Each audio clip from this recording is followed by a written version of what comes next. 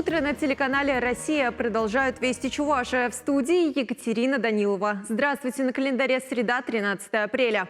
Как не стать жертвой мошенников при поверке счетчиков газа и воды?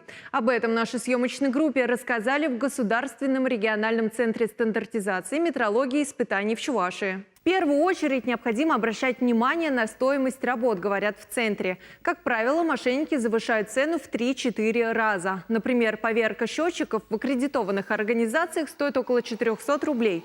У недобросовестных компаний сумма доходит до 1500-2000 рублей. Если вдруг к вам пришли и сказали, что у вас счетчики пора менять, не поленитесь, позвоните, условно говоря, в аккредитованные организации. Они говорят, что именно к нам. Значит, у нас по республике есть порядка еще 5 организаций, которые занимаются тоже поверкой водосчетчиков и газовых счетчиков. И сравните цены, потому что цены у всех приблизительно одинаковые. Если вам говорят, что поверка стоит 1500, потом может случиться так, что к вам придут и скажут: вы знаете, это поверка 1500, а лучше вы купите у нас новый счетчик за 2. И вот тут надо быть очень аккуратным, потому что счетчик должен быть в реестре, у него должны быть определенные документы к нему. Это все требует определенного ответственного отношения. В селе Шихазаны Канашского района в рамках реализации проекта «Культура» открыли модельную библиотеку нового поколения. Теперь это не просто книжное хранилище, а настоящий интеллектуально-творческий центр. Открытием для местных жителей стало появление в нем кружков, клубов и литературных залов, которые могут посещать читатели любых возрастов.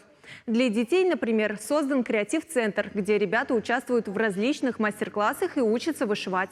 А представители старшего поколения посещают специальный клуб «Забота», в котором они читают стихи, поют песни и смотрят старые фильмы. У нас есть техника, которая привлекает детей. Есть очень необычные модели техники.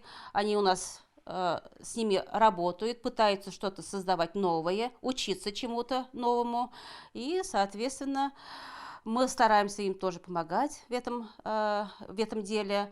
Чувашия запустит свой интернет-портал о вышитой карте России. Сейчас сайт находится в разработке. Его посетители смогут узнать о вышивках и мастерах народных промыслов из разных регионов страны. Напомним, что фрагменты будущей карты будут соединены в единое полотно до 10 июня.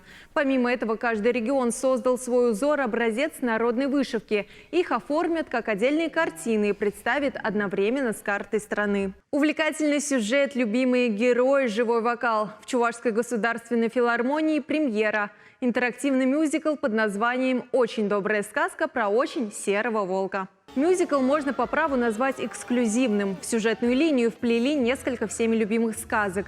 Это «Красная шапочка», «Волк и 7 козлят», «3 поросенка». Герои вместе со зрителями поразмышляют на философские темы о дружбе, доверии и взаимопонимании. Мюзикл стал настоящим творческим экспериментом, говорят в филармонии.